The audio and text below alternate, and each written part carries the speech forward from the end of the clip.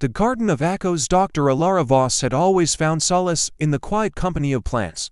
As a botanist, she had spent her life studying their intricate systems, their silent resilience, and their ability to thrive in the most unforgiving conditions. But after the sudden loss of her husband, Marcus, in a car accident, even the vibrant greenery of her greenhouse felt hollow. The world had lost its color, and Elara felt as though she were wandering through a fog, unable to find her way back to the light. One evening, while sorting through Marcus's belongings, she found an old, weathered journal tucked beneath a stack of books. Its pages were filled with his handwriting, sketches of plants she didn't recognize, notes about a hidden garden, and coordinates scribbled in the margins. At first, she dismissed it as one of his many whimsical projects. But as she read further, her curiosity grew. The journal spoke of a place where the boundaries between life and death blurred, where the memories of the departed were preserved in the roots and leaves of extraordinary plants. Determined to uncover the truth, Elara followed the coordinates deep into the forest, far from the beaten path. After hours of hiking, she stumbled upon a hidden grove, its entrance obscured by a curtain of ivy. As she pushed through, the air grew cooler, and the scent of earth and blossoms filled her lungs. Before her lay the Garden of Echoes. The Garden of Echoes. The garden was unlike anything she had ever seen. Flowers glowed with an otherworldly light, their petals shimmering like stained glass. Trees with silver bark whispered in the breeze, their leaves rustling with voices that were not their own.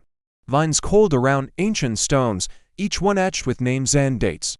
Elara's breath caught in her throat as she realized what she had found. Cautiously, she approached a cluster of blue flowers, their petals shaped like tiny bells. As she brushed her fingers against one, a familiar voice filled her mind. Elara. It was Marcus. His voice was soft, warm, and achingly familiar. Tears streamed down her face as she sank to her knees, clutching the flower like a lifeline. For the first time since his death, she felt him close again. Over the following weeks, Elara returned to the garden every day. She learned that each plant held the memories of a different person, their essence preserved in the soul and sap. She spoke with Marcus through the blue flowers, reliving their happiest moments and sharing the grief they had never had the chance to confront. She also met other strangers who had left their mark on the world, their stories waiting to be heard. But as she delved deeper into the garden's mysteries, she began to notice changes. The plants she communed with wilted slightly after each visit, their glow dimming. The garden's caretaker, an enigmatic figure who called himself the keeper, warned her of the consequences. The garden is a delicate balance, he said, his voice as ancient as the trees. To take too much is to risk destroying it. The memories here are not meant to be clung to. They are meant to be remembered, then released. Elara was torn. The garden had given her a second chance to say goodbye, to find closure. But the more she visited, the more she feared losing Marcus all over again. She knew the keeper was right. The garden was not a place for the living to linger. Yet the thought of letting go felt like losing him a second time. One evening, as the sun dipped below the horizon, Elara sat beside the blue flowers and spoke to Marcus one last time. She told him about her love, her regrets, and her hope that he was at peace.